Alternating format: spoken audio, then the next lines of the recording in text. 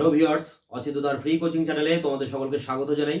আজকের ভিডিও ক্লাসে তোমরা যারা কলকাতা বিশ্ববিদ্যালয় সহ রাজ্যের বিভিন্ন বিশ্ববিদ্যালয়ে ইতিহাস অনার্সে বা পাশে ফার্স্ট সেমিস্টারে পড়ছো, তোমাদের যে এসিসি 1 পেপারটি আছে, বা তোমরা যারা পুরনো সিলেবাসে থার্ড সেমিস্টারে পড়ছো, তোমাদের যে এসিসি A1 পেপারটি আছে, মিউজিয়াম অ্যান্ড আর্কাইভ, সংগ্রহশালা ও লেখাগার, এই পেপারটির একটি গুরুত্বপূর্ণ প্রশ্ন, সংগ্রহশালা কাকে বলে এবং সংগ্রহশালার বিভিন্ন গোষ্ঠীর আর্থিক উন্নয়নে কি ভূমিকা পালন করে, এই প্রশ্নটি নিয়ে বিশদে আলোচনা করব। এবং এর যে উত্তর 15 নম্বরের জন্য তোমাদের করতে হবে, এবং বা অনেক সময় কলেজে তোমাদের প্রজেক্টে এই প্রশ্নটি দিয়ে থাকতে পারে, সেই প্রজেক্টের 1000 ওয়ার্ডে কীভাবে তোমরা লিখবে সেই উত্তরটিও আমি এই ভিডিও ক্লাসে তোমাদের জন্য প্রোভাইড করব। তার আগে আমরা দেখে নিই আমাদের মূল প্রশ্ন কী রয়েছে। দেখো, ফার্স্ট সেম এসএসসি 1 মানে নতুন নিউ সিলেবাসে, এবং থার্ড সেম যারা পুরনো সিলেবাসে পড়ছো তারা এসএসসি A1, পেপারটির নাম মিউজিয়াম এবং আর্কাইভ। এখানে প্রশ্ন যেটা রয়েছে 15 নম্বরের প্রশ্ন, সেটি হচ্ছে সংগ্রহশালা কাকে বলে এবং এর পাশাপাশি গোষ্ঠীর আর্থিক উন্নয়নে সংগ্রহশালার ভূমিকা। গোষ্ঠী মানে এখানে মানব গোষ্ঠীর কথা বলা হচ্ছে, মানুষের জনগণের গোষ্ঠী, তাদের আর্থিক উন্নয়নকে কিভাবে ত্বরান্বিত করছে সংগ্রহশালা, এই টপিক নিয়ে আলোচনা করা হবে। তো সংগ্রহশালা কাকে বলে সেটি নিয়ে প্রথমে আলোচনা করতে হবে, কিন্তু তার আগে এটি বলে নিই যে এই যে পেপারটি রয়েছে তোমাদের সংগ্রহশালা ও লেখাগার, এই পেপারটি যে সিলেবাস, সেই সিলেবাস নিয়ে ডিসকাস আলোচনা আমি এর আগে পূর্বে আমার চ্যানেলে ভিডিও দিয়েছি, তোমরা সেই ভিডিও ক্লাসটি দেখে নিতে পারো। এছাড়া এই পেপারটির যে আরও গুরুত্বপূর্ণ প্রশ্ন, সংগ্রহশালা কাকে বলে তার বিভিন্ন শ্রেণী বিভাগ, লেখাগার কাকে বলে তার বিভিন্ন শ্রেণী বিভাগ, সংগ্রহশালার প্রদর্শন নীতি, তা এবং আরও ইত্যাদি প্রশ্ন এই সংগ্রহশালার উপরে বা লেখাগারের উপরে আমি সেই সব ভিডিও ক্লাস এর আগের আমার চ্যানেলে আপলোড করেছি। এই ভিডিও ডেসক্রিপশন বক্সে তার লিঙ্ক দেওয়া থাকবে, তোমরা সেই ভিডিওগুলো দেখে নিতে পারো। তার প্রত্যেকটি প্রশ্নের উত্তর কিন্তু তোমাদের পরীক্ষার জন্য এবার প্রস্তুত করতে হবে। তা আমরা আমাদের আলোচনায় ফিরে আসি। আমাদের মূল আলোচনা হচ্ছে সংগ্রহশালা। যদিও সংগ্রহশালা কাকে বলে এর আগেও আমি ভিডিওগুলোয় দিয়েছি, তবু সংক্ষিপ্ত আকারে বলছি এটাই, যে ইংরেজি মিউজিয়াম, মিউজিয়ামের বাংলা অর্থ হচ্ছে সংগ্রহশালা বা সংগ্রহালয়, হলেও আমরা অনেক সময় একে জাদুঘর বলে থাকি। অ্যাকচুয়ালি সংগ্রহশালা হচ্ছে মানব জাতির ঐতিহ্যের জ্ঞান ভাণ্ডার, ঐতিহ্যের ভাণ্ডার, মানুষের স্বপ্ন, আশা, সংস্কৃতি, এগুলোর সংরক্ষণ করে রাখে সংগ্রহশালা। সারা পৃথিবী জুড়ে মানুষের ইতিহাসকে সংগ্রহ করে রাখে, সুরক্ষিত করে রাখে এই সংগ্রহশালা। মানুষ এবং তার প্রকৃতি, এর যে সৃষ্টি, সেই সৃষ্টিটাকে সংরক্ষিত করে রাখে সংগ্রহশালা। এখন সপ্তদশ শতাব্দীতে এই মিউজিয়াম কথাটি ইউরোপে প্রথম প্রচলিত হয়। ইংরেজি এই মিউজিয়াম শব্দটি গ্রিক শব্দ হলেও, ল্যাটিন শব্দ হলেও এর মূল উৎস কিন্তু গ্রিকে, মানে গ্রিক অর্থে এই মিউজিয়াম কথাটি এসেছে মিউজিয়াম থেকে, যার অর্থ হচ্ছে মিউজ, দেবতার মন্দির। টাইটান দেবী নেমোসাইনের সাথে দেবতা জিউসের মিলনের ফলে যে 9 জন দেবীর উত্থান হয়, যাদেরকে সঙ্গীত, কলা এবং নৃত্যের দেবী বলা হয়, তাদেরকে বলা হয় এই মিউজ, এবং তাদের মন্দিরকে বলা হয় এই মিউজ। তা সেই জায়গা থেকে এই মিউজ কথাটা এসেছে, এটা আমরা জানি প্রত্যেকে কম বেশি। এখন এই মিউজিয়াম কাকে বলে বা সংগ্রহশালা কাকে বলে, এর যে সংজ্ঞা, এই সংজ্ঞা নিয়েও কিন্তু কম বেশি বিভিন্ন অভিধান, বিভিন্ন মতামত দিয়েছে। যেমন কলিন্স ডিকশনারি আছে, যেমন অক্সফোর্ড লিভিং ডিকশনারি আছে, যেমন ব্রিটিশ যুক্তরাষ্ট্রে মিউজিয়াম অ্যাসোসিয়েশন রয়েছে, তেমনি আন্তর্জাতিক যে মিউজিয়াম সংস্থা, যাকে আমরা আইকম বলি, ইন্টারন্যাশনাল কাউন্সিল অফ মিউজিয়াম, তারাও কিন্তু এর সংজ্ঞা প্রদান করেছে 1946 সালে। সেই সংজ্ঞায় কি বলা হচ্ছে, যা বলা হচ্ছে এটাই, যে মিউজিয়াম হলো বা সংগ্রহশালা হলো বা জাদুঘর হলো এমন একটি অত্যাচার্য গৃহ, যেখানে সব আশ্চর্য এবং মূল্যবান, তার মানে যে শিল্পকর্ম এবং ঐতিহাসিক বস্তু চিরস্থায়ীভাবে যেখানে সংরক্ষণ করে রাখা হয় যে ঘরের ভিতরে, এবং সেই ঘরটিকে শিক্ষার কাজে ব্যবহার করা হয়, মানুষের কাছে প্রদর্শন করা হয়, সেই ঘরটিকে আমরা বলবো সংগ্রহশালা। তাহলে সাধারণভাবে কি বলছি, যে ঘরে কোনো অত্যাচার্য জিনিস, ঐতিহাসিক জিনিসকে সংরক্ষণ করে রাখা হয় শিক্ষা বিস্তারের উদ্দেশ্যে, মানুষকে দেখানোর উদ্দেশ্যে, মানুষকে আনন্দ দেওয়ার উদ্দেশ্যে, এবং এটা একটা অলাভজনক সংস্থা, এটা যে করা হয় যে কোনো লাভের উদ্দেশ্যে তা কিন্তু নয়। তা এইসব জিনিস যে ঘরে রাখা হয়, সেই ঘরটাকে আমরা বলবো সংগ্রহশালা, মিউজিয়াম। তা এই ছিল সংগ্রহশালার সংজ্ঞা। তোমাদের এই নোটের প্রথমে এই সংগ্রহশালা কাকে বলে এইটুকু তোমাদেরকে আলোচনা করতে হবে। এরপরে যেটা আমরা চলে আসবো সেটি হচ্ছে, দেখো, গোষ্ঠীর আর্থিক উন্নয়নে সংগ্রহশালা।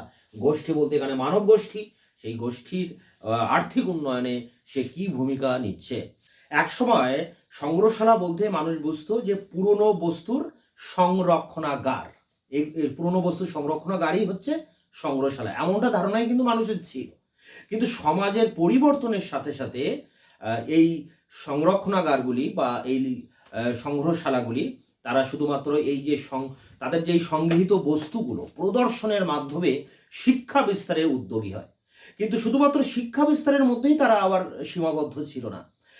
যখন এই বিগত দশকে বা বিগত শতকে যে নব সংগ্রহশালা বিদ্যা, মানে এই মিউজিয়ামের উপর কিন্তু পড়াশুনো করা হয় আলাদাভাবে, এবং এটা একটা আলাদা বিদ্যা রয়েছে, মিউজিয়াম সায়েন্স। তাই সেই নব সংগ্রহশালা বিদ্যার প্রসারের ফলে এই সংগ্রহশালাগুলি চেষ্টা করে যে কিভাবে একটা গোষ্ঠীর সার্বিক অগ্রগতি ঘটানো যায় সংগ্রহশালার মাধ্যমে, সেই চিন্তা ভাবনা কিন্তু শুরু হয়ে যায়। এবং এক্ষেত্রে একটা গোষ্ঠীর যে সার্বিক উন্নয়ন, সেই উন্নয়ন কখন ঘটানো যায় বা সেই উন্নয়ন ঘটানোর সহজ পথটা কি না, তার আর্থিক উন্নয়ন। একটা মানব গোষ্ঠী যদি আর্থিক উন্নয়ন ঘটানো যায় তবেই তার সার্বিক উন্নয়ন ঘটানো সম্ভব হবে। বর্তমানে বিশ্বে বিশ্বায়নের প্রভাব এত বেশি বা বিশ্বায়নের প্রভাব এতটাই পড়েছে এই সংগ্রহশালার উপর যে সংগ্রহশালা এখন তার এই সংগ্রহশালা বিদ্যার মাধ্যমে একটা গোষ্ঠীর আর্থিক উন্নয়ন কিভাবে ঘটানো যায় এইগুলো নিয়ে কিন্তু ভাবনা চিন্তা রীতিমতো শুরু করে দিয়েছে। এবং যে পদ্ধতিতে এই সংগ্রহশালা তার একটা গোষ্ঠীর আর্থিক উন্নয়ন ঘটায়, সেই পদ্ধতিগুলি কি আছে একবার আমরা একটু দেখে নেব। দেখো, প্রথমে রয়েছে পর্যটন।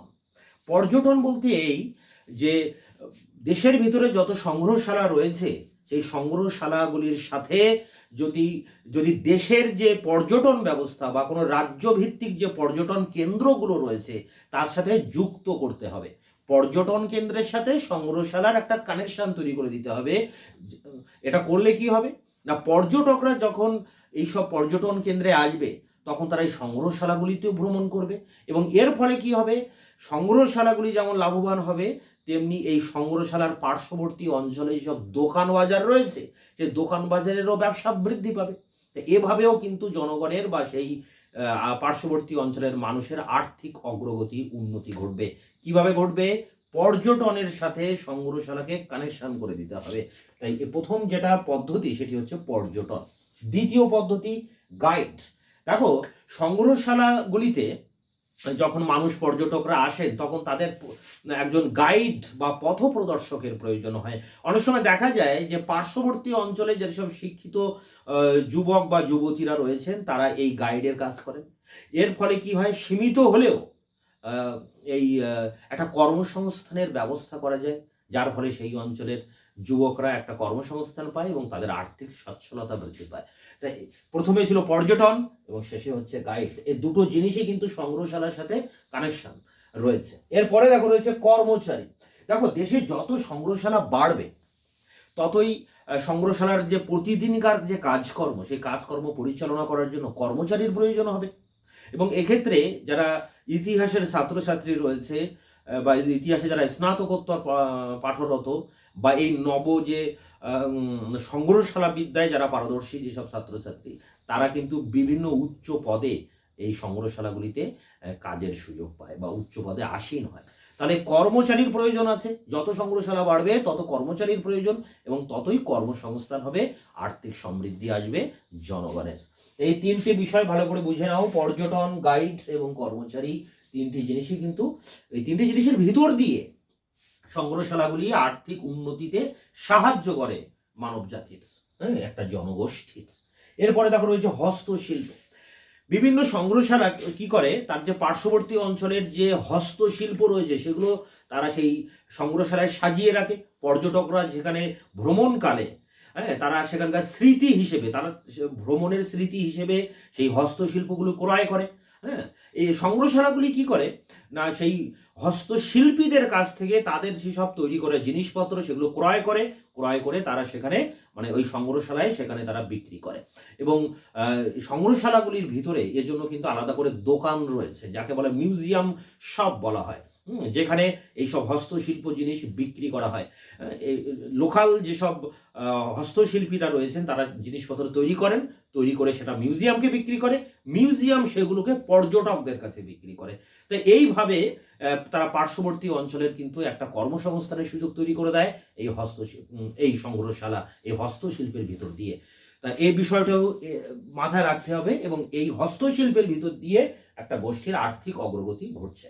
এরপরে দেখো রয়েছে প্রশিক্ষণ। দেখো এই যে বিষয়টা বলছিলাম যে সংগ্রহশালা বিদ্যা বা নবসংগ্রহশালা বিদ্যা, এই নবসংগ্রহশালা বিদ্যার একটা প্রধান কাজই হচ্ছে তারা বিভিন্ন প্রশিক্ষণ দেওয়ার চেষ্টা করে তার পার্শ্ববর্তী অঞ্চলের জনগণকে নিয়ে। তারা বিভিন্ন প্রকল্প নেয়, সেই প্রকল্পের মূল অংশীদার হয় বিভিন্ন জনগণ, এবং বিভিন্ন জনগণকে তারা বিভিন্ন প্রশিক্ষণ দেয়। কীরকম প্রশিক্ষণ দেয়? যে বিভিন্ন বিশেষজ্ঞ রয়েছে, সেই বিশেষজ্ঞরা স্থানীয় অঞ্চলে যেসব শিল্পীরা রয়েছেন, হস্তশিল্পীরা, তাদেরকে প্রশিক্ষণ দেয়। প্রশিক্ষণ দিয়ে তাদের যে তৈরি করা জিনিস, যে হস্তশিল্প, সেটাকে আরও বেশি তার মানটাকে আরও বেশি উৎকর্ষ করে তোলে। এইভাবে কিন্তু এই অঞ্চলের এই প্রশিক্ষণের দিয়ে সেখানকার মানুষদের হাতে কলমে কাজ শেখায়, এবং কাজ শিখিয়ে তাদের যে কর্মসংস্থানের একটা পথ তারা দেখিয়ে দেয় এই সংগ্রহশালা বিভিন্ন প্রকল্পের মাধ্যমে। অনেক সময় দেখা যায় যে এই হস্তশিল্পীরা যেসব জিনিসটা তৈরি করে, যে শিল্পদ্রব্য তৈরি করে, সেটা হয়তো তার যে বাহ্যিক আবরণটা এমন হয় যে বাণিজ্যিকভাবে সেটাকে বিক্রি করা মানে ঠিকঠাক নয় বা উপযুক্ত নয়। তখন এই সংগ্রহশালাগুলি তাদের যে বিশেষজ্ঞ রয়েছেন, সেই বিশেষজ্ঞদের দিয়ে এমনভাবে এদেরকে প্রশিক্ষণ দেওয়া হয় যাতে করে তারা একেবারে বাণিজ্যিকভাবে বিক্রির জন্য উপযুক্ত যে শিল্পদ্রব্য সেটা তৈরি করতে পারে, হ্যাঁ, এবং একটা বাজার তৈরি করে দেয়। এক কথায় এই সংগ্রহশালা এই শিল্পদ্রব্যের একটা মার্কেট, একটা বাজার তৈরি করে বিভিন্ন রকম প্রশিক্ষণের মাধ্যমে। এই লোকাল যেসব শিল্পীরা রয়েছেন তাদেরকে সেইভাবে তৈরি করে। তাহলে একবার আমরা দেখে নিই শর্টকাটে কি সংগ্রহশালা। সংগ্রহশালা কাকে বলে বলেছি, যে সংগ্রহশালা হচ্ছে এমন একটা ঘর যেখানে অত্যাচার্য জিনিস, মূল্যবান জিনিস, ঐতিহাসিক দ্রব্য, দুষ্প্রাপ্য পুঁথি, দুষ্প্রাপ্য নথি, প্রাচীনকালের ঐতিহাসিক দ্রব্য যেখানে সংরক্ষিত রাখা হয় গবেষণা চর্চার জন্য, মানুষকে প্রদর্শন করার জন্য, আনন্দ দেওয়ার জন্য, তাকে আমরা সংগ্রহশালা বলি। সে একটা গোষ্ঠীর আর্থিক উন্নয়ন কিভাবে ঘটাচ্ছে না, প্রথম কাজ যেটা পর্যটন কেন্দ্রগুলো রয়েছে ভারত সরকারের, রাজ্য সরকারের, তার সাথে সংগ্রহশালাগুলোর কানেকশন তৈরি করে দিতে হবে। সেখানে পর্যটকরা আসে, টিকিট কাটছে, সংগ্রহশালার যেমন লাভ হচ্ছে, আবার তারা যখন স্থানীয় বাজারে বিভিন্ন রকম খাবার দাবার কেনাকাটি করছে, তখন সেখানকার মার্কেটের ব্যবসা বাণিজ্যটা কিন্তু বাড়ছে। গাইডের প্রয়োজন হয় সংগ্রহশালায়, স্থানীয় শিক্ষিতরা সেখানে গাইডের কাজ করছে। কর্মচারী, যত সংগ্রহশালা বাড়বে তত প্রতিদিনকার কাজকর্মের জন্য সেখানে কর্মচারীর প্রয়োজন। ইতিহাস জানা ছাত্রছাত্রীরা বা এই সংগ্রহশালা বিদ্যার পারদর্শী ছাত্রছাত্রীরা সেখানে কর্মচারীর ভূমিকা অবতীর্ণ হচ্ছে। হস্তশিল্প, স্থানীয় যেসব হস্তশিল্পীরা রয়েছে তাদের তৈরি করা জিনিসপত্র তারা মিউজিয়ামে বা এই সংগ্রহশালায় বিক্রি করছে, এবং সংগ্রহশালা কি করছে, সেগুলো সেখানে আসা ভিজিট করা যে পর্যটক তাদের কাছে বিক্রি করছে। এবং পর্যটকরা কেন কিনছে সেখানে তারা এই যে পর্যটন করতে এলো, তাদের সেখানকার স্মৃতি ধরে রাখার জন্য তারা কিন্তু একটা হস্তশিল্প তারা ক্রয় করছে। এইভাবে এই হস্তশিল্পের একটা বাজার তৈরি করছে, প্রশিক্ষণ দিচ্ছে।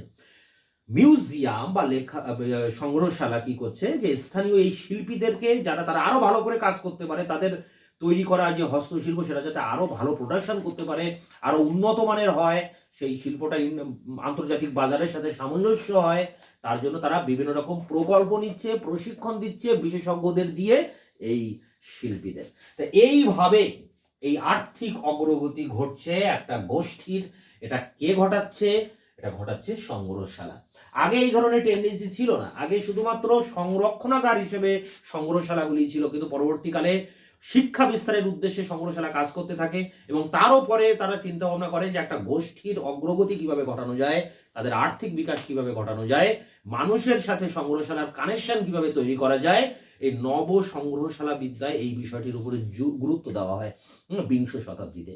তো এই জন্য এই টপিকটা ইম্পর্টেন্ট এবং আমাদের পড়তে হয়। তো এই ছিল এই সংক্ষিপ্ত আলোচনা। এবার এর নোটসটি কিভাবে তোমরা লিখবে সেটা নিয়ে আমরা অন স্ক্রিনে আলোচনা করব। সংগ্রহশালা কাকে বলে? গোষ্ঠীর আর্থিক উন্নয়নে সংগ্রহশালার ভূমিকা আলোচনা করো। প্রশ্নমান 15। সংগ্রহশালা বা জাদুঘর, এটার উপরে আগে প্রথমে আলোচনা করতে হবে। মিউজিয়ামের বাংলা অর্থ সংগ্রহশালা বা সংগ্রহালয় হলেও অনেক সময় জাদুঘরও বলা হয়। সংগ্রহশালা হলো মানবজাতির ঐতিহ্যের ধন ভাণ্ডার। মানুষের স্মৃতি, স্বপ্ন, আশা সংগ্রহশালায় সংরক্ষিত থাকে। সংগ্রহশালা হলো এমন একটি প্রতিষ্ঠান যেটি পৃথিবী জুড়ে মানব সভ্যতার ইতিহাসের কথা বলে। সংগ্রহশালা মানুষ ও প্রকৃতি উভয়ের সৃষ্টিকেই সংরক্ষিত রাখে। বর্তমান সভ্যতায় সংগ্রহশালা একটি জাতির সাংস্কৃতিক সত্তাকে সংরক্ষিত রাখে। আধুনিক অর্থে মিউজিয়াম কথাটি সপ্তদশ শতাব্দীতে ইউরোপে প্রচলিত হয়েছিল। ইংরেজিতে মিউজিয়াম কথাটি প্রথম ব্যবহার হয়েছিল সপ্তদশ শতাব্দীতে। ইংরাজি মিউজিয়াম কথাটি ল্যাটিন শব্দ থেকে এলেও এর মূল উৎস গ্রিক শব্দ মিউজিয়ানের অর্থ মিউজ, দেবতার মন্দির। গ্রিক পুরাণ অনুসারে মিউজ হচ্ছে সঙ্গীত, সাহিত্য এবং কলার নজন দেবী। টাইটান দেবী নেমোসাইনের সঙ্গে দেবতা জিউসের মিলনের ফলে মিউজদের জন্ম হয়। কলিন্স অভিধান অনুসারে মিউজিয়াম হলো একটি গৃহ যেখানে আকর্ষণীয় ও মূল্যবান বস্তু যথা শিল্পকর্ম অথবা ঐতিহাসিক বস্তু সংরক্ষিত, চর্চা ও জনসাধারণের জন্য প্রদর্শিত করা হয়। অক্সফোর্ড লিভিং ডিকশনারি অনুসারে মিউজিয়াম হলো এমন একটি গৃহ যেখানে ঐতিহাসিক, বৈজ্ঞানিক, শৈল্পিক অথবা সাংস্কৃতিক গুরুত্বপূর্ণ বস্তু সংরক্ষণ এবং প্রদর্শন করা হয়। আন্তর্জাতিক মিউজিয়াম সংস্থা I.Com, international council of museum, 1946 সালে মিউজিয়ামের যে সংজ্ঞাটি প্রদান করেছে তা হলো মিউজিয়াম হলো অর্থে বোঝায় বোটানিক্যাল গার্ডেন এবং চিড়িয়াখানা সমেত শৈল্পিক, প্রযুক্তিগত, বৈজ্ঞানিক, ঐতিহাসিক, প্রত্নতাত্ত্বিক বস্তু যা সাধারণের জন্য উন্মুক্ত। অর্থাৎ একটি মিউজিয়াম হলো সাধারণের জন্য উন্মুক্ত, সমাজ এবং তার উন্নয়নের সেবায় নিয়োজিত অলাভজনক চিরস্থায়ী সংস্থা যেটি অধ্যয়ন, শিক্ষা ও বিনোদনের সংগ্রহশালায় গাইডের কাজ করে। এইভাবে কিছুটা হলেও সংগ্রহশালাগুলি কর্মসংস্থানের সুযোগ বৃদ্ধি করে। দেশে সংগ্রহশালার পরিমাণ বৃদ্ধি পেলে সংগ্রহশালার দৈনিক কর্ম পরিচালনার জন্য কর্মচারীর প্রয়োজন হয়। বিশেষত সংগ্রহশালা বিদ্যা ও ইতিহাসে স্নাতকোত্তর ছাত্রছাত্রীরা সংগ্রহশালার বিভিন্ন উচ্চ পদে অধিষ্ঠিত হতে পারে। পরের প্যারায় দেখো, বিভিন্ন সংগ্রহশালায় স্থানীয় হস্তশিল্পকে তাদের প্রদর্শন কক্ষে সাজিয়ে রাখে। ভ্রমণকালে পর্যটকরা সেই সব হস্তশিল্পকে ওই স্থানের ভ্রমণের স্মৃতি হিসেবে সংগ্রহ করতে চায়। সংগ্রহশালা অনেক সময় স্থানীয় শিল্পীদের কাছ থেকে ওই সমস্ত হস্তশিল্প ক্রয় করে পর্যটকদের বিক্রি করে তাতে স্থানীয় মানুষদের আর্থিক বৃদ্ধি ঘটে। সংগ্রহশালার মধ্যে আলাদাভাবে বিক্রয় কেন্দ্র থাকে যাকে মিউজিয়াম শপ বলা হয়, যেখানে ওই হস্তশিল্প পাওয়া যায়। শুধুমাত্র হস্তশিল্প নয়, অনেক সময় সংগ্রহশালার দ্রষ্টব্য বস্তুর প্রতিলিপি যাকে রিপ্লেকা বলা হয় তাও বিক্রয় হয়। সেই সব প্রতিলিপি অনেক সময় স্থানীয় শিল্পীরা তৈরি করে, যার মাধ্যমে সংগ্রহশালা স্থানীয় গোষ্ঠীর আর্থিক বৃদ্ধি ঘটায়। নব সংগ্রহশালা বিদ্যার অর্থে সংগ্রহশালাগুলি গোষ্ঠীর আর্থিক উন্নয়নে বেশি জোর দেয় এবং সেই উন্নয়ন ঘটানোর ক্ষেত্রে যেসব প্রকল্প নেওয়া হয় তার মধ্যে গোষ্ঠীর মানুষকে সামিল করানো হয়। এই সংগ্রহশালাগুলি তাদের নিজস্ব ভবনে বা বাইরে কোনো স্থানে স্থানীয় শিল্পীদের নিয়ে প্রশিক্ষণ শিবিরের ব্যবস্থা করে। এই প্রশিক্ষণ শিবিরে শিল্পীদের বিশেষজ্ঞরা স্থানীয় শিল্পীদের হাতে কলমে কাজ শেখায় এবং সেই কাজ শেখার পরে ভবিষ্যতে কীভাবে উপার্জন করবে তারও পথ দেখিয়ে দেয়। অনেক সময় আমরা দেখেছি স্থানীয় শিল্পীরা যেসব হস্তশিল্প তৈরি করে সেগুলির বাহ্যিক আবরণ এমন হয় যে তা বাণিজ্যিকভাবে ব্যবহার করার উপযুক্ত নয়। বিশেষজ্ঞদের পরামর্শে ও প্রশিক্ষণে সেই শিল্পীরা তাদের বস্তুকে বাণিজ্য করার মতো করে গড়ে তুলতে পারে। শুধুমাত্র প্রশিক্ষণ নয়, সংগ্রহশালাগুলি সেই বস্তুর বাজার তৈরিরও ব্যবস্থা করে। তো এই ছিল তোমাদের সংগ্রহশালা কাকে বলে এবং গোষ্ঠীর আর্থিক উন্নয়নে সংগ্রহশালা কী ভূমিকা নেয়। এটি একটি ইম্পর্টেন্ট গুরুত্বপূর্ণ প্রশ্ন, তোমরা এটি কালেক্ট করে পরীক্ষার জন্য প্রস্তুতি নিতে পারো। তোমাদের বাকি আর যে প্রশ্নগুলো ইম্পর্টেন্ট আছে সেগুলিও আমি খুব দ্রুত চ্যানেলে আপলোড করব। তোমরা পারলে চ্যানেলকে অবশ্যই সাবস্ক্রাইব করবে এবং বন্ধুদের কাছে অবশ্যই শেয়ার করবে।